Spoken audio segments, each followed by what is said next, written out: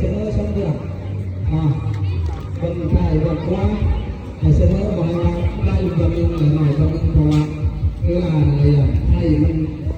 อะไรเนาะตัวต่อไปจะเปิดต้องเรื่องอะไรแล้วก็ไม่สาดเลยอย่าเปิดนะอย่างเรื่องมันเรื่องเด้อ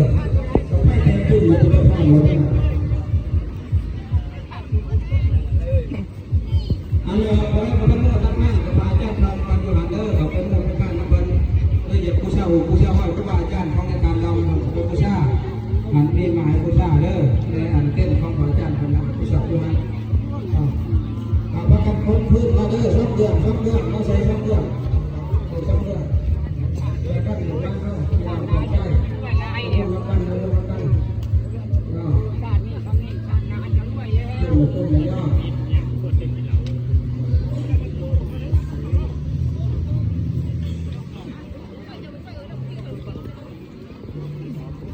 ในช่องเดือนเด้อสมัครตรงนี้เอาในสถานบรรยากาศเอาเรื่องหนังทำงานอยู่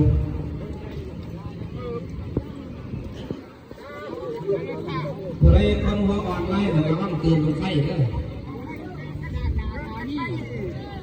ต้องสิจุดตรงไฟเลยแล้วนี่มุ้ยพยานกับมัตตะวันกับไทยวิดีโอในสด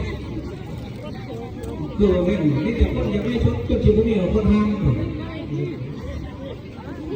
ได้แต่นี่แต่อยากถ่ายอยากนั่งแต่ข้าถ่ายเลยเอาโผล่เข้าไปนี่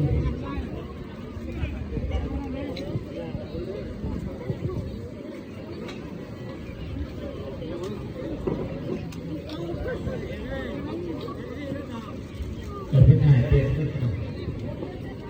ใหญ่เลยมา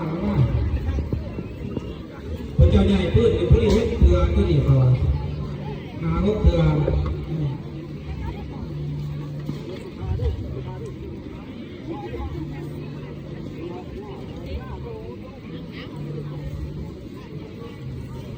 อันน่ะ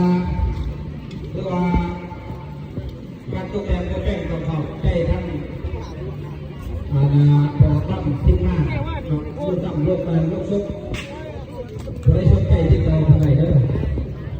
โอ้เหี้ยลูกตั้งลูกซุกพอบริการทันทีทุกคนให้ใจบอกของน้ำเป็นเหล่า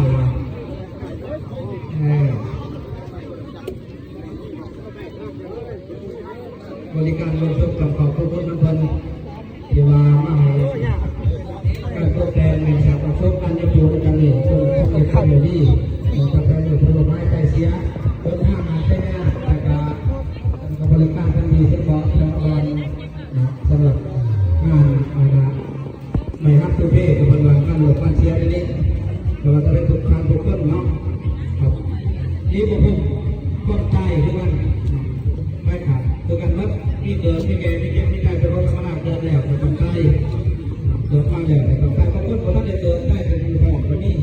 มาเรียนเราเป็นต้นกันไปโทรศัพท์เจ้าเลยแต่ว่าการดอกไม้แต่เสียมันเป็นของธรรมชาติต้นกันเรื่องนอกเรื่องอะไรตัวการจากการเนี่ยมันเป็นการสูญเสียบัวสิบอยากเป็นได้จากได้บัวจะนำมาชมกล้องบริเวณหน้าต้องตรวจสอบเสียใจเป็นของธรรมดาแจ้งอยู่แล้วจากที่จะกินหอดจากใต้จะกินหอดจากที่จะกินหอดจากตัวก็